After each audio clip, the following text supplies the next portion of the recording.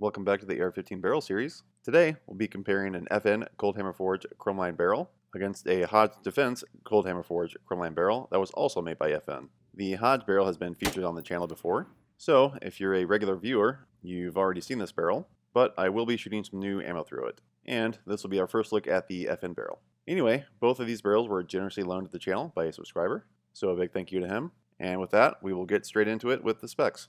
So, as you can imagine, there are quite a few similarities between these barrels, since they are both made by FN. They are both cold hammer forged from FN's proprietary high-grade chromoly vanadium steel. They are also chrome lined, have a 5.56 nano chamber, 1:7 twist, half by 28 threads, and they also have a .570-inch gas block journal.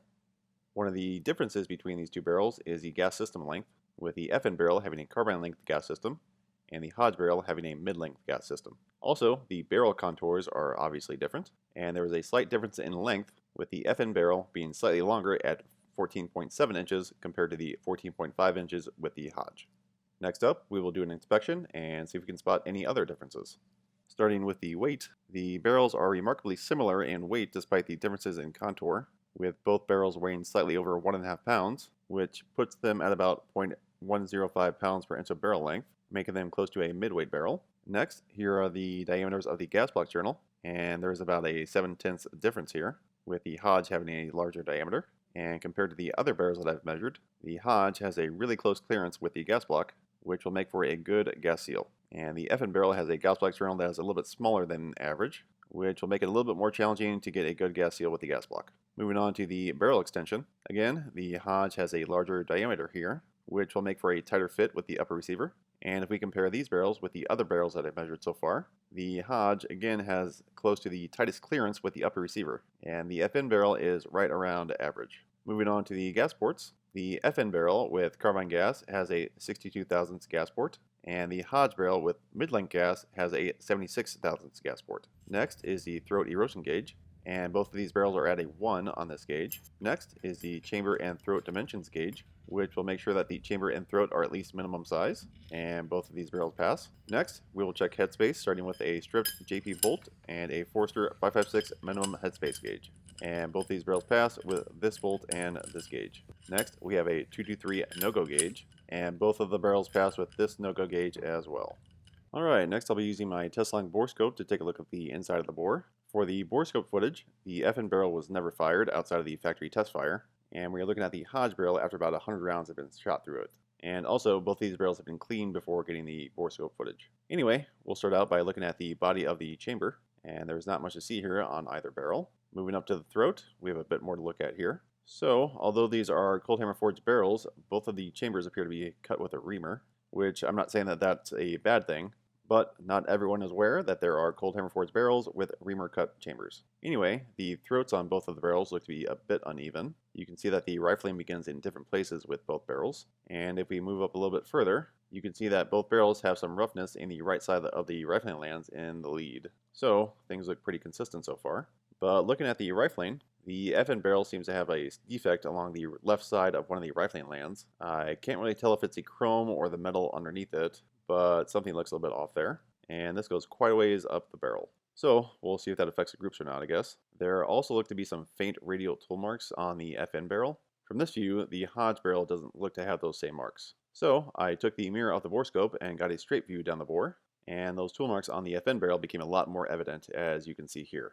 And these marks go all the way down the bore. The Hodge appears to also have these same radial tool marks, but they are a lot more faint and are kind of tough to see, but they do seem to be there. So that's not really something I expected to see in cold hammer forged barrels. But I have seen these kind of tool marks before in the BCM ELW barrels that I did a few videos ago. So that's a pretty interesting consistency between these BCM barrels and the FN barrels. Anyway, here's a look at the gas ports, and there are quite a few burrs on the FN barrel. Again, the Hodge barrel had about 100 rounds through it at this point, so any burrs that would have been on the Hodge have been shot out by now. And last, here we are at the crown. Both crowns look to be fine, I think. On the FN barrel, you can see some of the radial tool marks in the rifling just before the crown, but there doesn't appear to be any significant defects on the leading edge of the crown for either barrel. Next, we will go over the shooting setup. Both barrels were fitted into upper receivers that were supplied by Bad Attitude Department. I built both uppers with 13-inch BCM MCMR handguards. Both uppers will use the same BCM bolt carrier group, and I will also use the same D&T 7-35 scope on both uppers. When assembling the uppers, the threads were greased and the barrel nut was torqued to the manufacturer's torque specification. To increase rifle stability during shooting, the handguard was fitted with a 3-inch front bag rider. The stock was supported by a rear bag. An A5 buffer system was used with an A5-2 buffer and spring coat green spring. No muzzle devices were used to prevent possible interference. The trigger was supplied by American Trigger Company, and it's their AR Gold drop-in trigger, which features a very clean break, short reset, and it's also drop safe. The bore was fouled with a few rounds before starting the first group.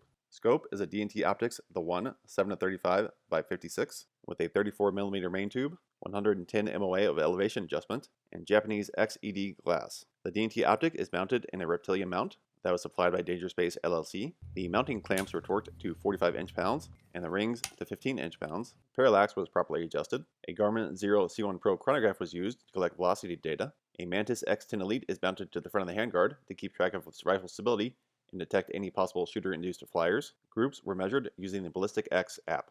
Each group is 30 shots. This simulates a match or practical type scenario where the barrel will get some heat into it and also gives us a decent sample size to work with. Between each group, I used a chamber chiller and leaf blower for cooldown. Distance was 100 yards. Point of aim was a small circle at the bottom of the target. Point of impact was set a few inches higher to preserve the aiming point. Wind was monitored with a ribbon. Each 30-shot group took about 4 minutes to shoot and was edited down to about 15 seconds.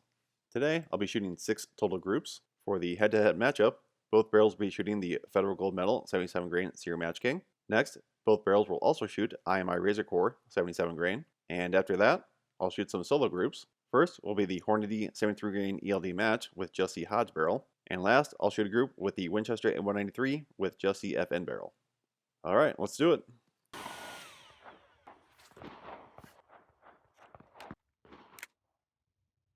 Alright, so we will kick off the head-to-head matchup with the Federal Gold Medal 77 grain Sear Match King. This load usually produces pretty good groups out of most of the barrels that I shoot it from, but velocity is usually on the lower side with this load. So we'll see what I end up with here. Wind was calm for these groups. The chrono collected data from every shot, and the Mantis only missed a few shots. Ejection looked fine for both barrels, with the brass coming out at about 330 or so. This ammo is loaded pretty light, so the recoil was pretty tame on both barrels. But the carbine gas system on the FN barrel felt like it had a little bit sharper of a recoil impulse. Anyway, we ended up with some pretty decent looking groups. The FN barrel had a slightly larger group, and the Hodge managed to shoot out a nice ragged hole, which is always impressive to see. So we will finish up here and then take a closer look.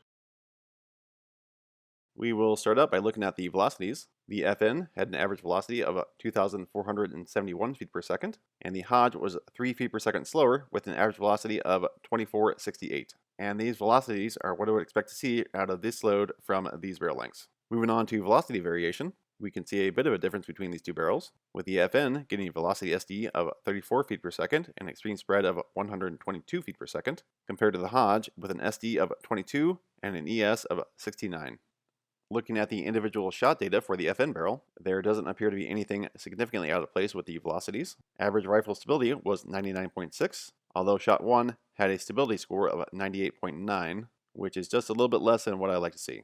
And that shot ended up a little bit high. The group looks fairly square, with the exception of shot 2, which went a little high, and shot 25, which landed a little low. Moving on to the Hodge, there's nothing too out of the ordinary with the velocities, although shots 23 to 30 were mostly a little bit slower, so that's a little bit interesting, but I don't think that's any cause for concern. Rifle stability looked fine, with an average of 99.6, and the least stable shot at 99.1.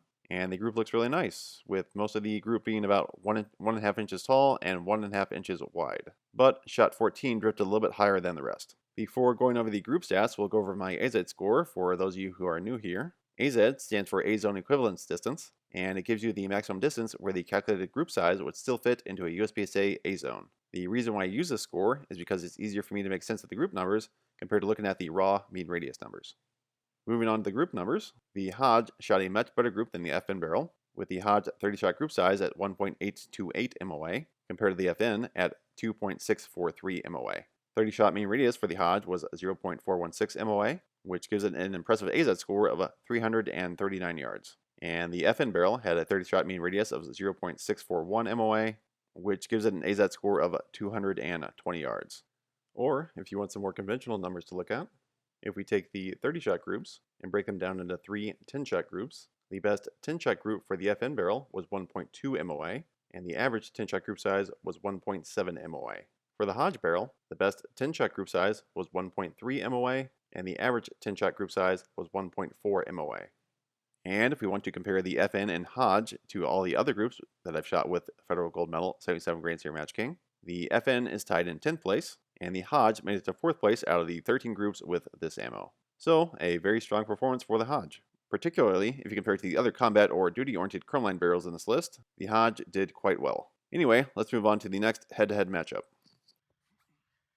Alright, so for the second head-to-head group, we have the IMI Razor Core 77 grain, which is a pretty popular load since it's topped off with a 77 grain Serial Match King and it's priced pretty competitively. The velocities on this load are usually quite a bit more than the Federal Gold Medal, but it usually tends to produce a little bit larger group compared to the Federal. Also, since this is loaded a little bit hotter, recoil also feels a bit more stout, although it is still very manageable. But the reticle tends to move a little bit more after breaking the shot. Anyway, things went pretty well with this group on my end. I didn't have any concerns about any of my shots with these groups. Wind was calm, like it normally is. The electronics did fine. The chrono picked up all the shots, and the Mantis only missed a few. And we ended up with some pretty decent groups out of both barrels. So, we will finish up here and then take a closer look. Alright, so the IMI Razor Core 77 grain has an advertised velocity of 2,750 feet per second out of a 20-inch barrel, and the 14.7-inch FN had an average velocity of 2,638 feet per second, with the 14.5-inch Hodge 6 feet per second slower at 2,632 feet per second. And these velocities fall right in line with what I would expect to see out of these barrel lengths with this ammo. Moving on to the velocity variation, we can see a bit of a difference between the FN and Hodge, with the FN having a velocity SD of 27 feet per second and an ES of 101 feet per second, compared to the Hodge with a velocity SD of 19 and an ES of 69. And just a reminder that these barrels shot the same lot of ammunition on the same day with the same chrono. Moving on to the individual shot data, nothing looks to be significantly out of place with the individual velocities from the FN barrel, although there looks to be a little bit of a trend with the velocities getting a little bit faster after the first 10 or 11 shots. Rifle stability looked fine, with an average score of 99.6 and the worst score being 99.1. And looking at the group, things look to be pretty well distributed. The group is a little bit wider than it is tall. We shot 12 going high left. Data looked fine on that shot, and it felt fine on my end. So that's just where it ended up. Moving on to the numbers for the Hodge barrel. Again, nothing too out of place with the individual numbers for the velocities, but it does look like the first 14 shots or so were a bit slower than the later shots. Anyway, rifle stability looked okay, with an average score of 99.7, although shot 9 was a bit unstable, with a score of 98.9, but that shot ended up pretty close to the center of the group.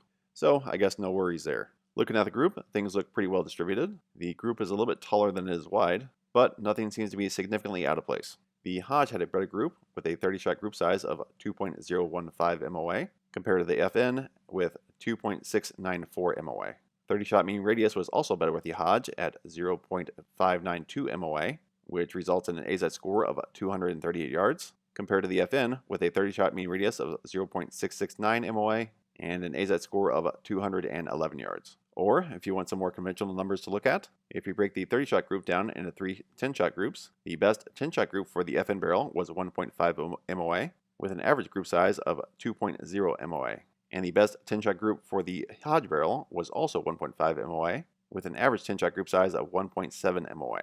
And again, I'll point out that if we look at the velocities for both barrels, you can see that the 10-shot group sped up quite a bit. For instance, if you look at the FN barrel, the average for the first 10 shots was 50 feet per second slower than the last 10 shots. Also, more with the FN, you can see that the velocity SDs look pretty solid if you break them down into groups of 10, but things look a little bit different if you look at the full picture of 30 shots, which had an SD of 27. So, I thought that was an interesting finding with this one. Anyway, comparing these groups to the other groups that I shot with IMI Razor Core, the FN barrel comes in 8th place out of 11 groups with this ammo, and the Hodge came in quite a bit higher and 3rd place with an A-ZED score that is just 2 yards ahead of the Noveske rival. With this leaderboard, the proof and Bartline barrels are in the top 2 spots by a decent amount, and then there is only a 36-yard spread in the A-ZED score from 3rd place down to 9th place. So things are pretty tightly packed together in that section of this leaderboard. Anyway, let's move on to the next group. Okay, so here's a solo group with the Hodge shooting the Hornady 73 grain ELD match. In my solo video with the Hodge, I didn't shoot any real premium tier ammo. I shot it with M855 and then 2 mid-tier loads. So the Federal and this Hornady group are kind of a makeup for the Hodge. Anyway, the Hornady 73 grain ELD usually shoots pretty good for me. I've shot some of my best groups with this ammo. So we will see if that trend continues with the Hodge. Similar to the Federal load, the Hornady seems to be loaded a bit lighter. So the velocities are generally a little bit on the lower side, but the recoil is also a little bit lower as well, which makes for a nice shooting experience. Wind stayed calm for this group, and again we had a nice and consistent ejection pattern at around 3:30 or 4 o'clock, and we ended up with a pretty good looking group. So we will finish up here and then take a closer look. The Hodge barrel shooting the Hornady 73 grain ELD match ended up with an average velocity of about 2,459 feet per second, which is what I would expect to see out of a 14.5 inch barrel with this ammo. And standard deviation looks good at 14 feet per second with an ES of 64 feet per second. The individual velocity data looks fine, nothing out of the ordinary. Rifle stability looked good with an average score of 99.6 and a low score of 99.1. And we ended up with a good looking group that looks fairly round and well distributed. 30 shot group size came in at 1.604 MOA with a 30 shot mean radius of 0.375 MOA, which gives us another impressive A-ZED score of 376 yards. And if we want to break that down into 3 10 shot groups, we had 2 10 shot groups at 1.0 MOA and an average 10 shot group size of 1.2 MOA. And comparing the Hodge to the other barrels I shot with Hornady 73 grain ELD match, the Hodge comes in 3rd place out of the 6 groups with this ammo. And this leaderboard in particular is pretty competitive. Also, I'll note that the Hodge is the only chrome line barrel on this leaderboard. So that's also pretty impressive. Anyway, let's get started with the last group. Alright, so to finish things up here, we have another solo group. This time we have the FM barrel shooting Winchester M193. If you have been following my channel at all for the last couple months, you notice that your expectations are really low for anything shooting the M193. I think it's best to just think of this group as a reminder of how big of an impact your ammo choice can have on the performance of your rifle. Anyway, I'm not shooting the M193 through the Hodge because I shot M855 with the Hodge in the solo video that I did a few months ago. So if you want to see how the Hodge did with M855, you can check out that video. Anyway, back to this group. Wind was calm. As you can see, the wind ribbon barely moving. Both the Garmin and Mantis picked up every shot, which was nice. And despite what you see on the target, all the shots felt fine on my end. It didn't feel like I pulled any of the shots or anything. And I'm not really sure what to say about this group, so we will just finish up here and then take a closer look. The Winchester out of the 14.7 inch FN barrel had an average velocity of 3,048 feet per second, which is a little bit fast. It's about 100 feet per second faster than the same lot of ammo that I shot through the 2 BCM ELW barrels. So that's pretty interesting. Standard deviation was 26 feet per second with an extreme spread of 116 feet per second. Looking at the individual velocities, shot 14 was the slowest by a decent amount, at 61 feet per second slower than the average, and then shots 2 and 29 were a bit faster than the rest, at 51 and 55 feet per second faster than the average. Rifle stability looked fine, with an average score of 99.6 and the least stable shot at 99.2, and we ended up with a shotgun pattern. Not really much else to say about this. 30 shot group size ended up at an impressively bad 8.149 MOA, with a mean radius of 2.430 MOA, which gives us an A-ZED score of only 58 yards. Things don't get any better looking at the 10 shot group breakdown, with the smallest 10 shot group coming in at 6.4 MOA, and the average 10 shot group being 6.9 MOA. And unsurprisingly, the FN comes in last place on the Winchester M193 leaderboard. I'm not really sure this is entirely the barrel's fault. As you can see, there have been some very bad groups with this lot of M193. So I think the main takeaway from these M193 groups is that the ammo choice can have a very large effect on the performance of a barrel. Anyway, let's move on to the overall results. The Hodge shooting the Hornady 73 grain ELD match had the best group of the day with an impressive A-ZED score of 376 yards. And then looking at the head-to-head groups, the Hodge had a significantly better group with the Federal Gold Medal with an A-ZED score of 339 yards compared to the FN at 220 yards. The Hodge also had a better group with the IMI Razor Core, but not by a whole lot, with the Hodge getting an A-ZED score of 238 yards, with the IMI and the FN not too far behind at 211 yards. And then there's the M193 group with the FN barrel. Anyway, the velocities out of the Hodge barrel were as fast as I would have expected them to be, and all of the velocity SDs with the Hodge were pretty respectable. For the FN barrel, the velocities of the Federal and IMI groups were similar to the Hodge barrel, were as fast as I would have expected them to be, and the Winchester M193 group was a bit faster than I was anticipating. Also, the velocity SDs with the FN barrel were quite a bit higher than what we saw with the Hodge barrel. So I thought that was pretty interesting. And that will do it for this one. If you would like to see more of the Hodge barrel, you can check out the solo video that I did on it a few months back. It shot pretty good in that video as well. And with that, I'll see you next time. Later.